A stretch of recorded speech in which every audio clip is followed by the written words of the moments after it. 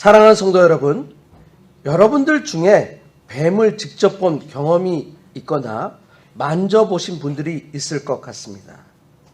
뱀 중에는 독을 가진 뱀과 독을 가지지 않은 뱀이 있습니다. 일반적으로 독이 있는 뱀은 몸이 작으며 큰 뱀은 거의 독이 없다고 합니다. 독이 있는 뱀을 특별히 독사라고 합니다. 독사는 독이 있는 침샘을 가지고 있습니다. 독이 있는 침샘을 독샘이라고 합니다. 따라서 독이 독 이빨을 통해서 독액을 내뿜습니다. 이 독액은 먹이나 적을 죽이거나 마취시키는 역할을 합니다. 따라서 이러한 독사에게 물리면 독이 퍼져서 죽게 되는 경우가 있을 수 있습니다. 성경에는 뱀과 독사에 대하여 다양하게 기록되어 있습니다. 창세기에는 하와를 깨어 선악과를 먹게 한 뱀이 기록되어 있습니다. 뱀은 하나님으로부터 저주를 받아 배로 땅을 기어 다니게 되었습니다. 특별히 뱀은 사단으로 하나님을 대적하는 것으로 기록되어 있습니다. 민수기 21장에는 불뱀이 기록되어 있습니다. 불뱀은 때때로 많은 수가 모여 움직이기도 합니다. 공격을 잘하기로 악명 높은 융단 독사 또는 톱날 비늘 독사가 있습니다.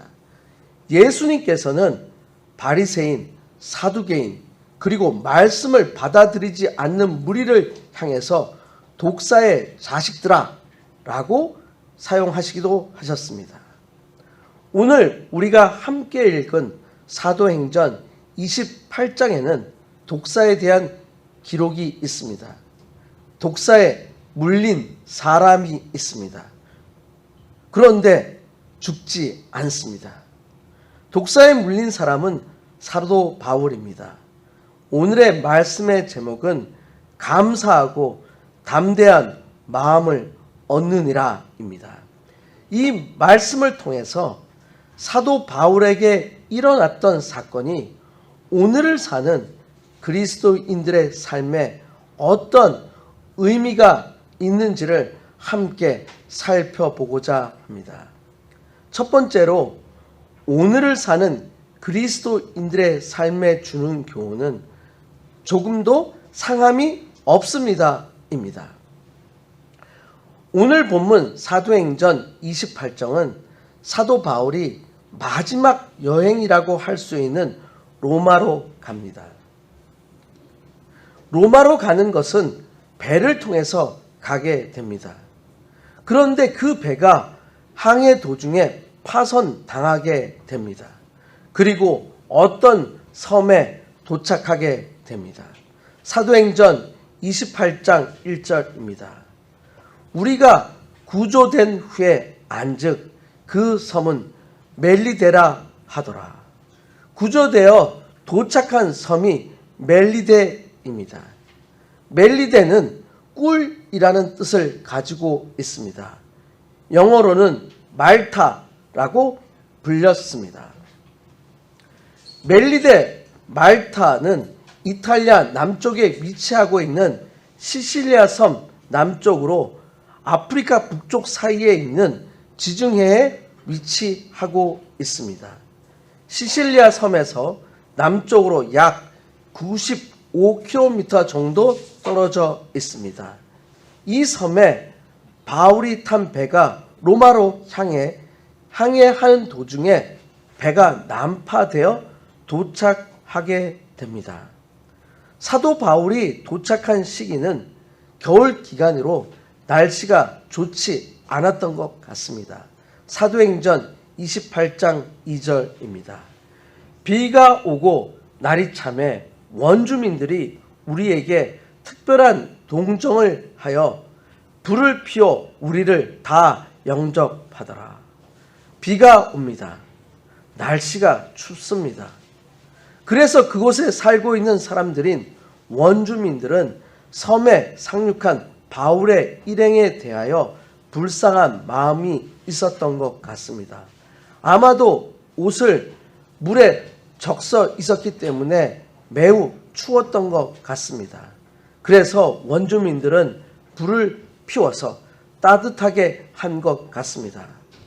사랑하는 성도 여러분, 때로는 우리의 삶에 있어서도 내가 예상하지 못한 일, 전혀 모르는 섬, 의도적으로 가지 않은 섬, 그러나 그 섬에 도착할 수밖에 없는 경우가 있습니다. 가고 싶어서 간 것이 아니라 풍랑 때문에 어쩔 수 없이 그 섬에 가게 된 것입니다.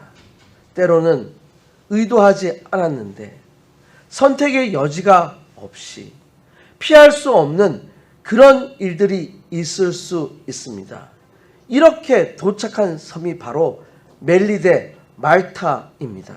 그러나 이곳에서 사도 바울은 멜리데 섬에 살고 있는 사람들에게 구원의 기쁜 소식을 전하게 되는 기회가 됩니다.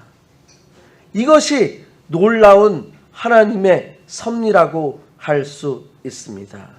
때로는 어떤 어려움, 생각하지 못한 힘든 상황, 그러나 이것이 하나님께서 주시는 새로운 기회가 될 수 있다는 것을 믿으시길 바랍니다.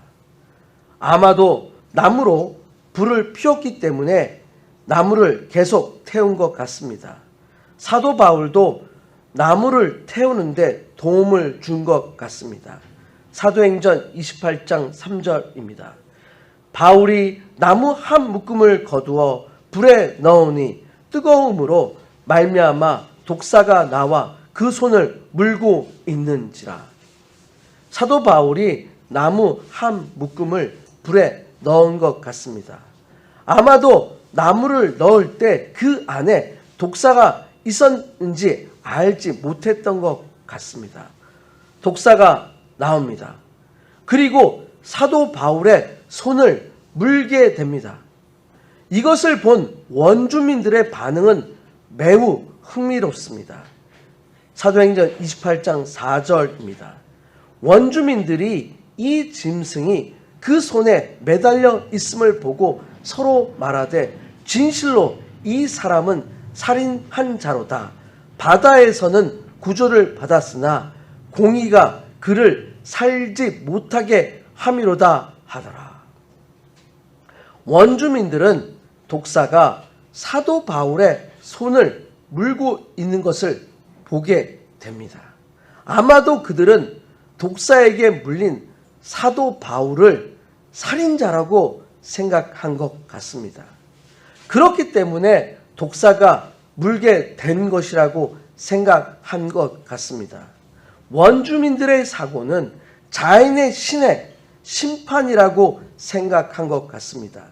그렇기 때문에 독사에게 물리는 심판을 받는다고 생각한 것 같습니다. 원주민들은 독사에게 물리면 죽는다는 것을 너무나 잘 알고 있었습니다. 그런데 상황이 원주민들이 생각하는 것과 좀 다릅니다. 사도 바울은 특별한 조치를 취하지 아니하였습니다. 독사를 불에 떨어뜨립니다. 사도행전 28장 5절을 보시기 바랍니다. 바울이 그 짐승을 불에 떨어버림에 조금도 상함이 없더라.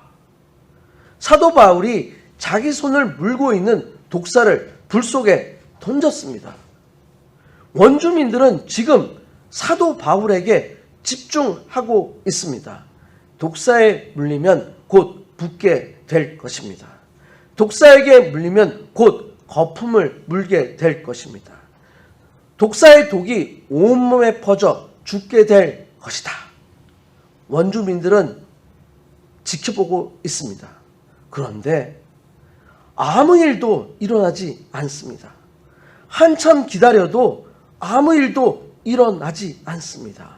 사도행전 28장 6절입니다. 그들은 그가 붙던지 혹은 갑자기 쓰러져 죽을 줄로 기다렸다가 오래 기다려도 그에게 아무 이상이 없음을 보고 돌이켜 생각하여 말하되 그를 신이라 하더라. 아무 이상이 없습니다.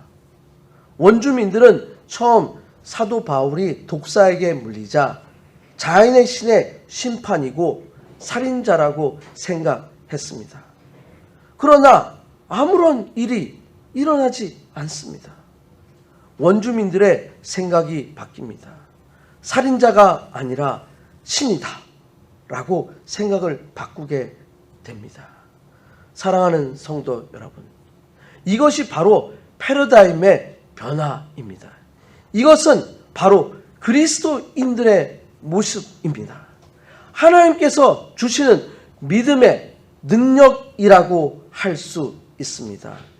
원주민들이 가지고 있는 생각은 독사에 물리면 죽는다는 생각의 한계를 벗어나지 못합니다.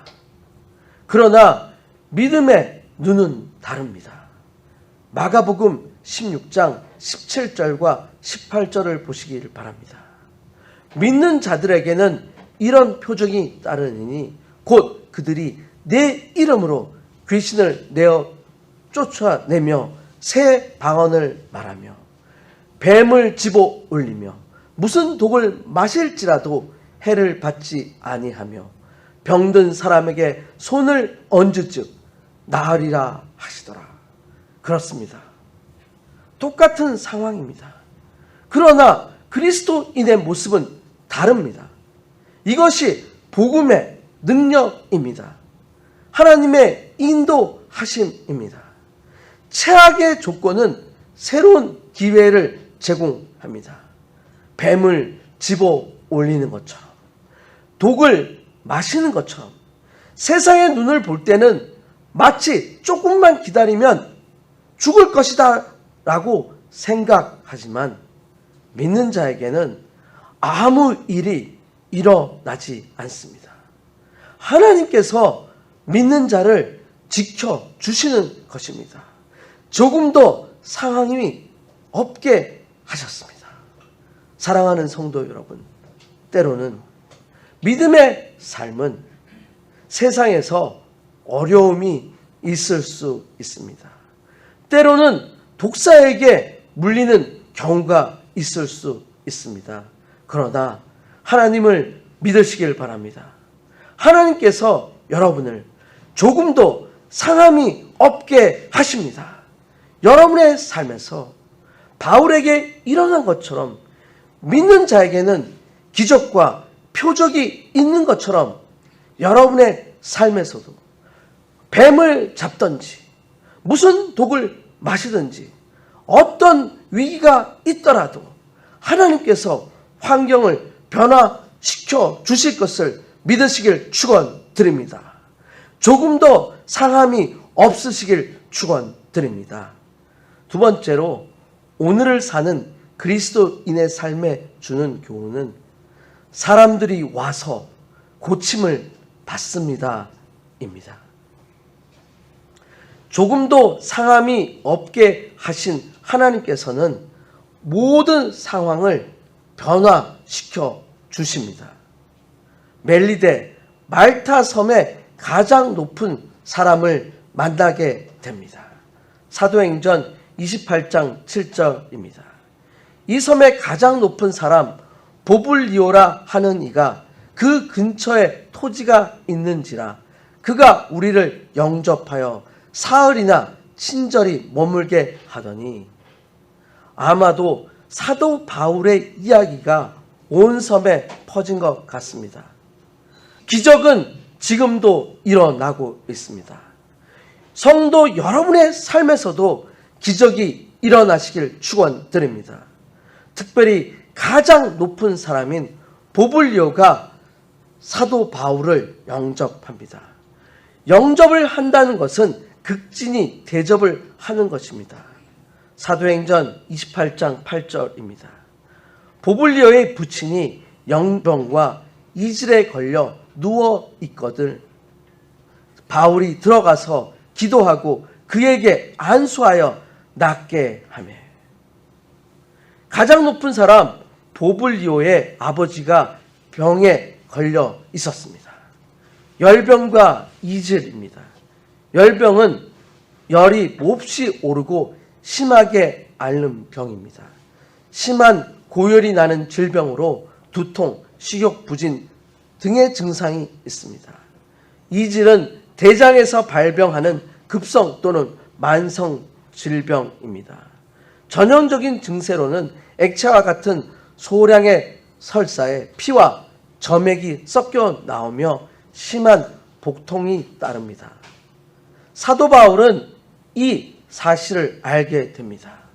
본문에서 따로 보블리오가 고쳐달라고 부탁했는지는 알 수가 없습니다. 중요한 것은 사도 바울이 병에 걸려 있다는 것을 알게 된 것입니다. 그리고 보블리오의 아버지가 있는 곳으로 들어가서 기도를 합니다. 그리고 안수를 합니다. 그리고 병을 낫게 합니다. 이 일로 인하여 보블리오는 매우 사도 바울에게 호의를 베풀게 된 것 같습니다. 사도 바울 자신이 조금도 상함이 없게 된 일, 보블리오의 아버지의 병을 낫게 한 일, 이 일로 인하여 섬에 있는 모든 병자들이 오게 됩니다. 사도행전 28장 9절입니다. 이러므로 섬 가운데 다른 병든 사람들이 와서 고침을 받고 섬에 있는 다른 병든 자들이 옵니다. 사도 바울을 통해서 고침을 받게 됩니다. 이 일로 인해서 멜리데 섬 전체에 복음이 전해지게 됩니다. 병고침이 일어나면서 사람들은 놀라게 됩니다. 그리고 기뻐하게 됩니다. 그리고 감사하게 됩니다. 믿음이 생기게 됩니다. 그리고 다른 사람들에게 전하게 됩니다. 다른 사람들을 데리고 오게 됩니다. 이렇게 되면 예수님의 몸인 교회가 생기게 됩니다. 사랑하는 성도 여러분, 사울에게 주신 은사는 오늘도 일어납니다. 사도 바울을 통해서 병고침의 은사가 여러분들에게 일어나시길 축원드립니다. 사람들이 와서 고침을 받는 역사가 여러분의 삶을 통해서 일어나길 축원드립니다. 세 번째로, 오늘을 사는 그리스도인의 삶에 주는 교훈은 하나님께 감사하고 담대한 마음을 얻습니다. 입니다.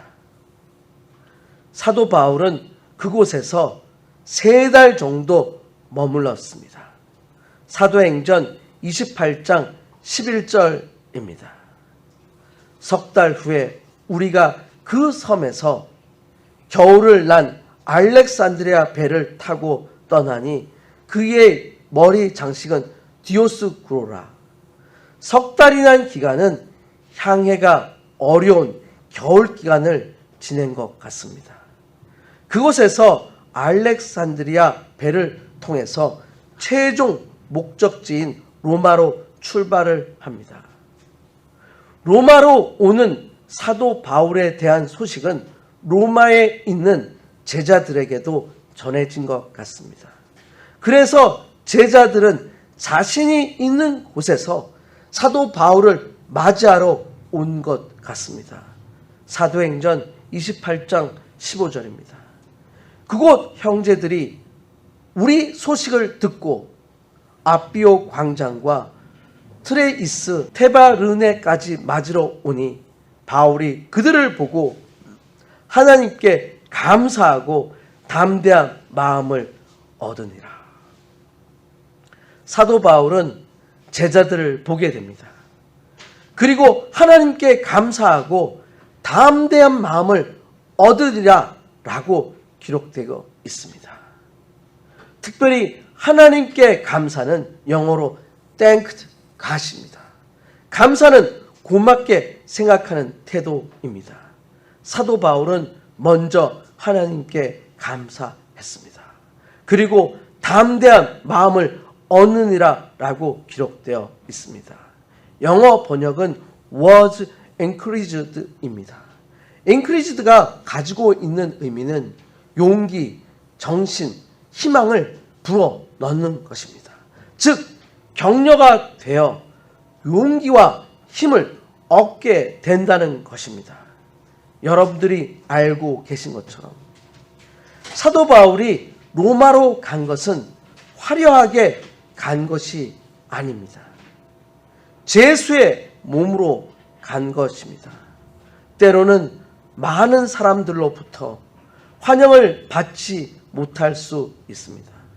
그러나 사도 바울은 몇몇 제자들의 만남으로 용기와 힘을 얻게 됩니다. 사랑하는 성도 여러분, 독사와 같은 세상의 두려움에 굴복하지 마시길 축원드립니다. 하나님께서 조금도 상황이 없게 하실 것을 믿으시길 축원드립니다. 여러분의 믿음을 보고 사람들이 오기를 바랍니다. 여러분들을 통해서 고침을 받는 사람들이 많아지길 축원드립니다. 육신의 병, 마음의 병, 다양한 고통과 어려움, 성도 여러분의 삶을 보고 고침을 받는 역사가 일어나길 축원드립니다. 늘 하나님께 감사하는 삶이 되시길 축원드립니다. 사도 바울이 제자들의 만남을 통해서 용기와 힘을 얻게 된 것처럼 세상의 가치가 아닌, 세상의 인정이 아닌 하나님 안에서 함께하는 동역자들을 통해서 예수가 중심이 되는 삶을 통해서 용기와 힘을 얻게 되어 사도 바울처럼 어떠한 어려움에서도 하나님의 보호하심을 체험하며 사람들에게 복음의 영향력을 주면서 세상을 넉넉히 이기는 승리의 삶이 되시길 간절히 축원드립니다. 아멘.